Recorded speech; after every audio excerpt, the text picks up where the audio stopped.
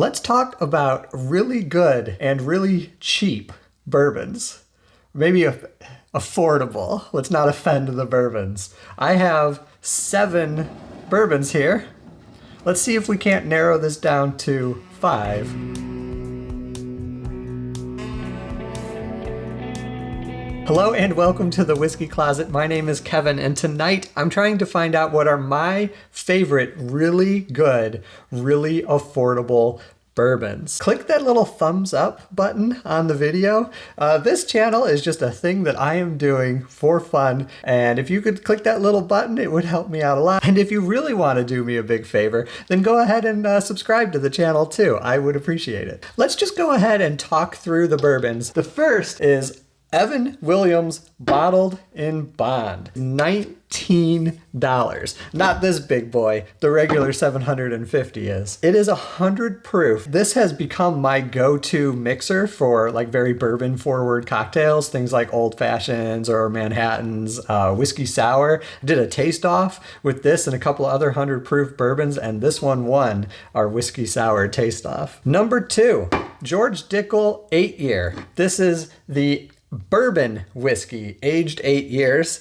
It is $30, but only 80 proof. Number 3, Elijah Craig Small Batch. This one is also $30, and we get 94 proof for that. Number 4, Cooper's Craft 100 proof. One of my favorite bourbons. Has a lot of double oaked bourbon kinds of characteristics because they make it in a chiseled and charred barrel. This guy is also only $30, and we're getting 100 proof. Number 5 is Old Tub Bottled in Bond.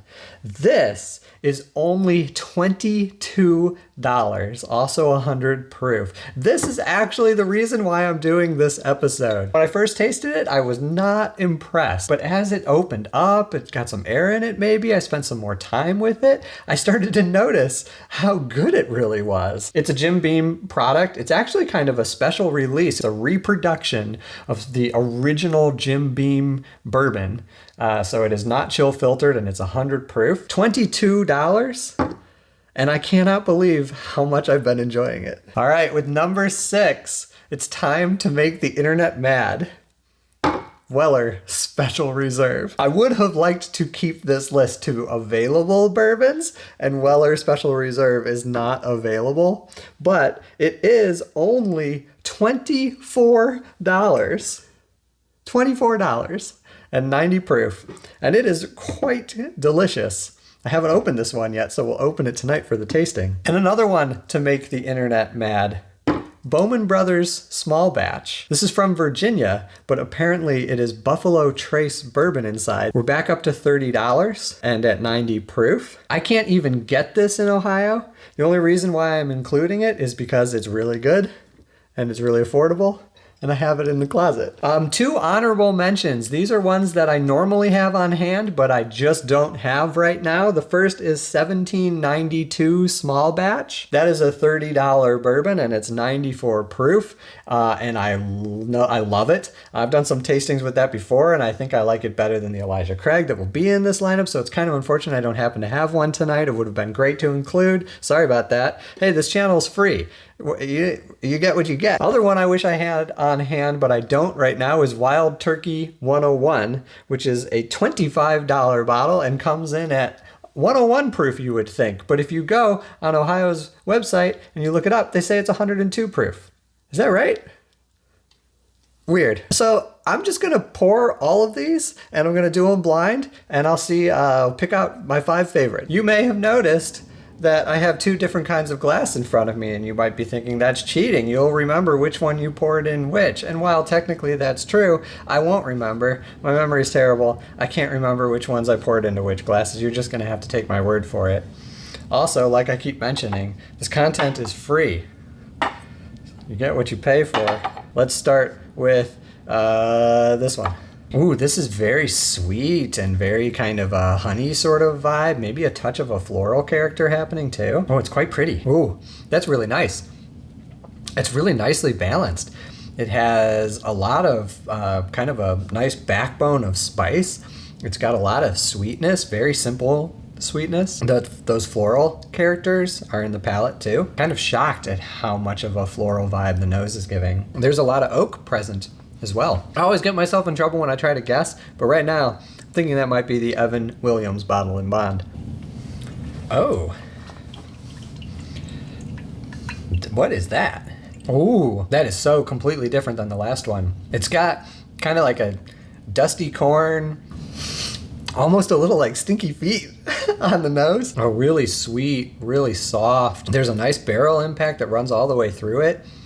I want to say I'm getting like a little touch of a licorice sort of character, perhaps. Just a very light barrel. I would say less of a barrel impact than the last one had. I like that. That's in the running. We're 2 for 2 on really good bourbons so far. This one's got some color to it. Oh, and the nose to back up the color. Wow. I forgot to mention that last one had a lot more of a caramel kind of darker notes than the first one did. This one seems like it has even more of that. Could it be kind of a banana-like vibe? Wow. That has so much barrel spice. Beautiful sweetness. There's some proof in that, I think. And then there's just a really lovely kind of barrel spice impact. It tastes aged. I'm wondering if it's the Cooper's Craft. Whoa. I never fail to be amazed at how different bourbons are from each other. That is why this hobby is such a good time. This has a very different nose that I'm quite enjoying. I think that's a lower proof, but other than that, it's really nice. I'm struggling to put my finger on any specific note though. This smells weird. I don't know why I'm getting like a barnyard. I don't know what that means. Oh, what? I'm getting like ashtray? Yeah, a little tinge of sort of a smoky ashy thing. What? Got a little bit of an ashtray thing happening on the palate too. Not in an unpleasant way. It's quite interesting. I'm very intrigued by this. Whoa. We're back in the high proof territory. Wow. Oh, wow, the finish on this. I'm getting a lot of florals on the nose, which is surprising me. A little bit of an astringent character. Ethanol, almost into that magic marker kind of territory, but I really like it. The palate is so sweet, but it's kind of dark. I'm getting a lot of an herbal kind of vibe, and there's some spice, like a rye kind of spice, and the finish is incredibly long. I wonder if that isn't the Old Tub. Last time I tried the Old Tub, I was getting kind of like a peanut brittle thing, which I'm not getting tonight, so maybe I'm wrong, but that's very interesting. It's so different. Now that is incredibly fruity. This isn't giving up too much. It's pretty mild. It's lower proof. There's very little that happens, and there's just a touch of oak. Although, to be fair, the oak hangs around, like quite a bit, and it became kind of dry. Okay, so to get this down to 5, I just have to eliminate 2. Let me see if I can figure out which 2 I want to eliminate. This was the last one we tasted, number 7. It's just very mild and kind of blah, and a oak impact that I don't like. So that one is out of contention.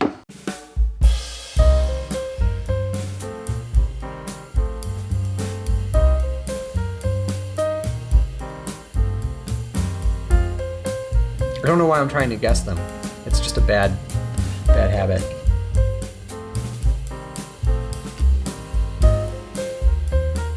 This one is is this cherry? Yeah, cherry. Cherry, cherry, cherry, cherry. 1, 2, 3, 4. 4 has cherry. Gosh. When you switch into this, the smoke that I'm getting in this is still crazy. I think it's the contrast from that one. I wonder what happens if I try to compare these two. Oh, now I'm getting that kind of peanut brittle vibe. A slightly higher proof version of this might be amazing, but as it is, it's not. So I'm gonna take that one out. Let's just see what our top 5 ended up being, shall we?